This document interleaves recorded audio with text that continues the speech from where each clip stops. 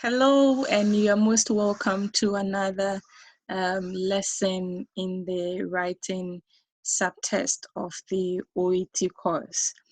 In this one, we are looking at the layout of the letter you're writing. We surely know by now that you're supposed to write a letter of approximately 180 words to 200. And we have 45 minutes to do this. You're using 40 minutes for writing and the first 5 minutes for the reading and selection of relevant case notes. How do you present your letter on the in the answer booklet that you have? The truth is that there are different formats which are accepted by the administrators of the test. However, think about appropriacy of the format and the layout as you write the letter. And for these points you can see on the screen, regardless of where you keep them, they must be in the letter that you're writing. So this is the standard layout for every letter. Once you see these features that I have on the screen, then you know that whatever piece it is you're reading is a letter.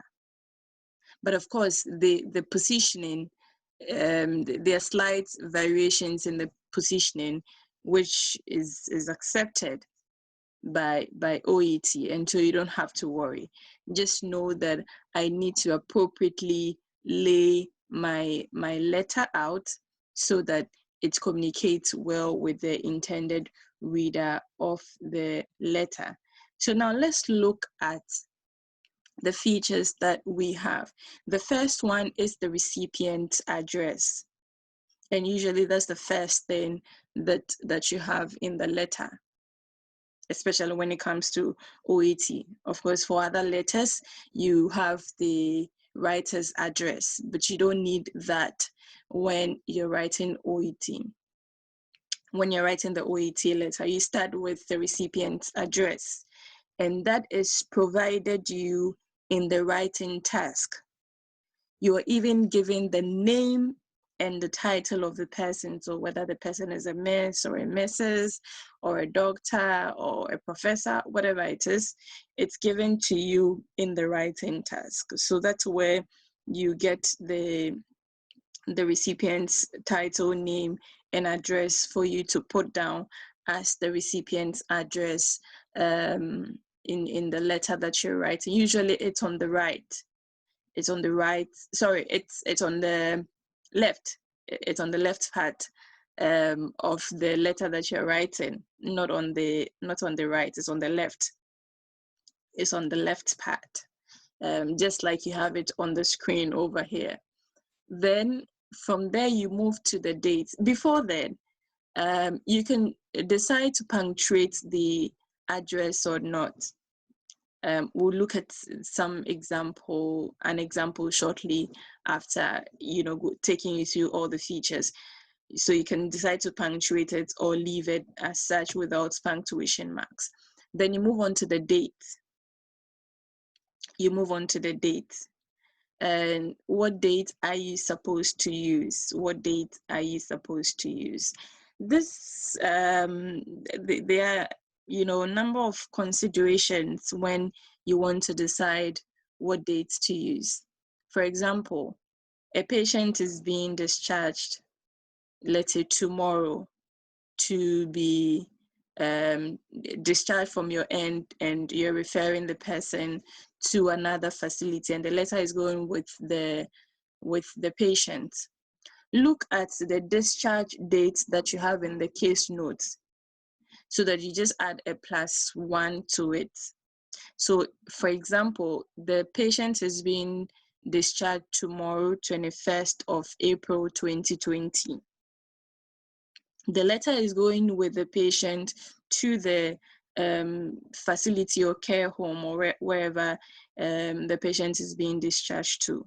So if anything at all, you're supposed to use 21st April 2020 because that is a bit logical. But then if you have no dates as such to, you know, consider, then you may want to consider writing the date of the test, the day on which you're taking the test, as the date for the letter. It doesn't really matter though what date you choose, but just to apply some logic to it, you may want to consider these 2 pointers that I've mentioned. Of course, there may be more pointers to consider at some point. And once the task arises, you know exactly what to do. Then there's the reference. There's the reference. And usually this is put as RE with a colon. RE with a colon, that's the reference.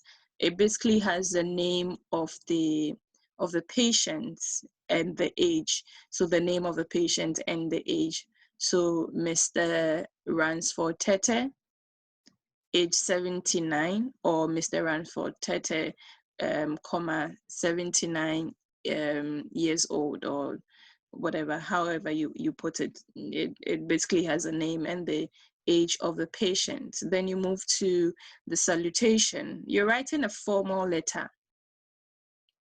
So the salutation should be dear. If you have the title of the person, of the intended reader of the letter, the title plus the name should be enough because you know who you're writing to. Except, of course, that is not specified to you, then you may want to go dear sir or dear madam. But then usually you'll be given the name of the intended recipient plus a title. So you just use that. So dear Mrs. Ado, then that goes. Whether to bring a punctuation mark or not, it doesn't, you know, really matter. Like I said, these features, these structural features, they're a bit relaxed on it because they know that test takers are from different parts of the globe, and so they are not really strict on that. From the salutation, you come to the introduction, and this is where you tell the intended recipient the patient, who the patient is, what condition the patient has, and what you want him or her to do for the patient. That is contained in the writing task that you have. The purpose of the letter should be readily available in the introduction. It should be precise, it should be quick to the point. And then you move to the body part where you're providing, you know, relevant information in the order of importance. So the primary, secondary, relevant information in that order comes in the body paragraph. Then the conclusion usually is, if there are further inquiries, the intended reader can always contact you, or you hope the patient receives the best of care, and whatever, however you want to conclude it. Usually for formal letters, you just want to express optimism that whatever you're asking the intended reader to do, it definitely will be done. But for OET, you may want to add that if there are any questions or clarifications, the person can always contact you, and that's usually the conclusion for the letter. Then you move to the subscription. Once it's a formal letter that we are writing, it could either be yours sincerely. Usually that's what is preferred, but you can also do yours faithfully, because yours faithfully is meant for formal letters. The reason why yours sincerely is preferred more is that they assume that, you know, you may be colleagues, although you're in different parts of the medical field. You're in different disciplines, but then you may be colleagues, so to say. And so they're not, you know, they're not looking for you to write the letter as though you're writing to somebody who is way higher than you, and you don't really know the person, you have nothing to do with the person and all of that. Not in that regard. So your sincerely should be enough. That also may come with a punctuation or not. It depends largely on what you do with the recipient's address up there. Do you bring your name after that, or you decide not to? well, it depends on you. Once it's one of the structural features and they are not too concerned about that, if you bring your name, fine. If you don't, that's fine also.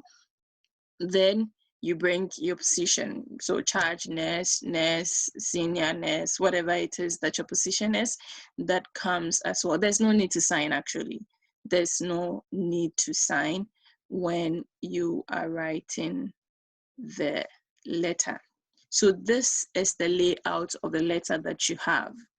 This is the layout. And for paragraphing, you may want to do the indented or leave a line. I prefer to do the leave a line because you're able to organize your work very neatly by the end of the writing. If there are cancellations, at least you have somewhere to fix them and the work is not so jammed up and all of that. But whether you do indented or, leave a line depends largely on which style you are comfortable with.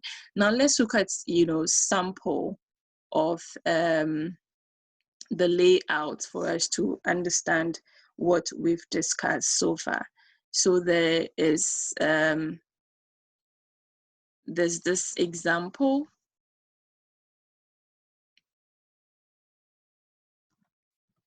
Okay, we have the recipient's address, Miss Samantha Brune, Senior Nurse, Greywells Nursing Home, 27 Station Road, Greywells. So it has the name of the person with the title, then the actual address.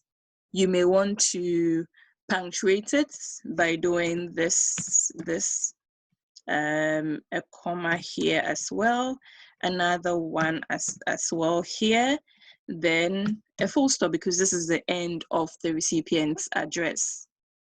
Okay, or you may choose to leave it as it was, Greywells, sorry.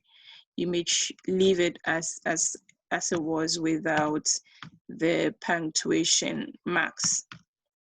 Okay, then you come to the dates, and this is 7 September 2018, also with or without a punctuation mark, depends on what you do with the recipient's name and address. Then you come to the reference, RU colon, the name of the patient. It comes with a title, of course, because the patient is old, age 79. So the name of the patient, then the age. Then you come to the salutation.